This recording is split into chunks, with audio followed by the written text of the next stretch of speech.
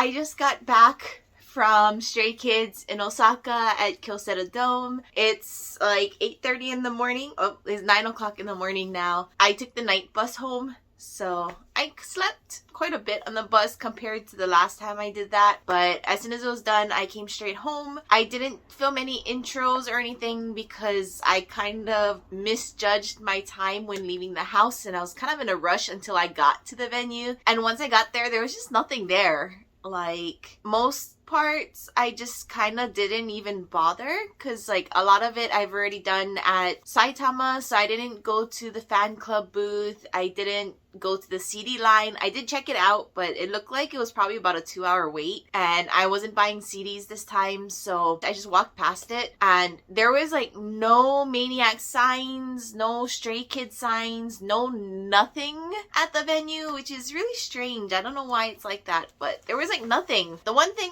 cool about the venue, there was like a Spotify booth where if you like their Spotify playlist, then you can get a sticker as well as a picture, which I did. So I'm going to show you that. And unfortunately, I didn't have a good place to store it. It got dented a little bit, unfortunately. But I took a picture, and you get 4 shots. So I took one with just Quokka, one with my light stick Quokka cover, one with Quokka and my light stick, and then one with my Han Uchiwa. So that was kind of cool. They had this, all you had to do was like their Spotify page, and then they also gave stickers. So I have a sticker as well. It has the Spotify on it. So that's really cute. I'm really glad they had that. The wait to take the picture was probably about an hour though. And by the time me and my friend took the pictures, it was after doors opened, but I think it was like 3, a little before 3 maybe, and it didn't start till 4:30, so we had lots of time still yet. But that's basically it for the venue itself. There was nothing there. What can I say? I took the Shinkansen there. I didn't take any videos of the Shinkansen and stuff because I did that when I went to Mama, but I haven't posted that video. Let me know if you guys want to see that. It's mostly just a little bit of my travel to the venue, some pictures I took at the venue, as well as my recap. But if you guys are interested in that, let me know. I still have the videos, I just never posted it. And just a quick review of what I brought with me. I had my Han Quokka with me today. Let's put him back where I keep him. And I did bring my Uchiwa, but I figured it wouldn't be any use because my seat was pretty far. It seemed a lot closer than I expected because we were actually like 4 rows from the back, but it wasn't as bad as I thought. I think Tokyo Dome is a lot wider, whereas Kyocera Dome is a lot taller. The seats were really steep and scary, but yeah, it was closer than I expected. I brought just this today, and of course my light stick. So I had my Quokka light stick cover on it again. Cape, I think they called it. I brought my binoculars. I did use it a bit, but really, I like watching without using binoculars. If anything, I watch the screen, but sometimes I would watch the members from a distance. Sometimes I would use my binoculars to kind of watch, but I didn't use it a whole lot. I brought my Saitama one with me, so I don't have to fold the new one. And at Kyocera Dome, I have the new one, which is not folded. So this is how they give it to you. It's like this, and you fold it yourself. It's what it looks like. So that's staying like that.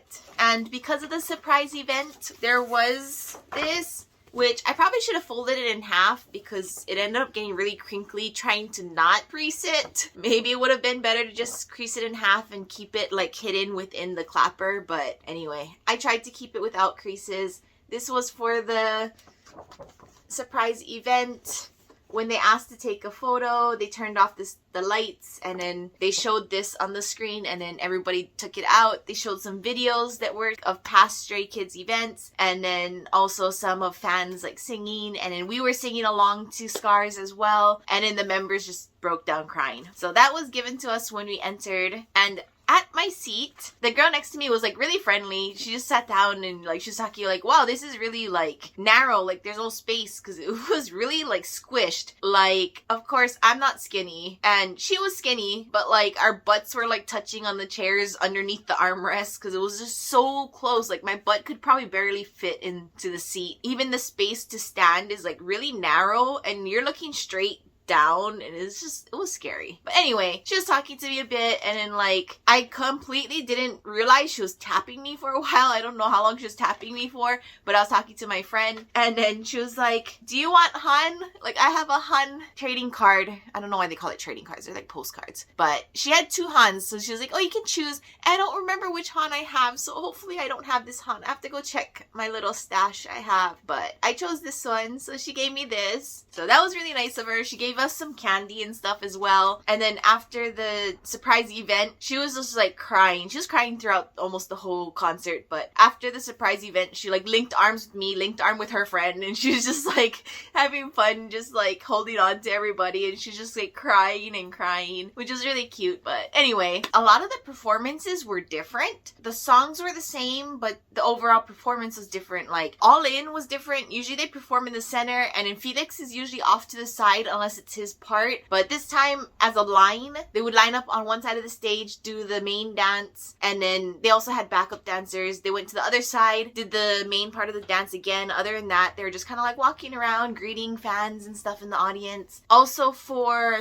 Thunderous, usually they perform a little bit and they go on the outer stage, and usually like there's this big screen thing that comes down, like circle screen, that has like this really beautiful like Korean traditional like print and stuff on it, which was always really nice. But in Kyocera Dome, I guess they can't hang things on the ceiling, so they didn't have that, and they just stayed back at the main stage, and they had backup dancers, and the backup dancers made a circle around them, and they just did it a little different. Charmer, they didn't come out to the front, which usually they would, but I guess the stage is just so big they can't constantly go back and forth like they usually would. Also, another difference is when they went around in the carts, there was like an extra outer stage that was like at the end. So it was like the main stage, then it had like the outer stage, and then they had a third stage which was accessible only with the carts. So they went out to that stage, it lifted up, they did circus! I love circus. I've seen circus last year, but they didn't do circus at Saitama, which I was really sad, but they did circus. And then the second part of going around, they did Superboard. I love Superboard too. Yeah, so they did Superboard and circus. After everyone went down below, Chan's voice came out and was like, do you guys want more? And then everyone's like, yeah. He's like, let me call JYP to do one more song. So he's talking from his side of the phone call and was like, can we do one more song? Oh no, we can't, but Stays want one more. And then like something like that along that line. And so he was like, Stays, do you want an encore? He's like,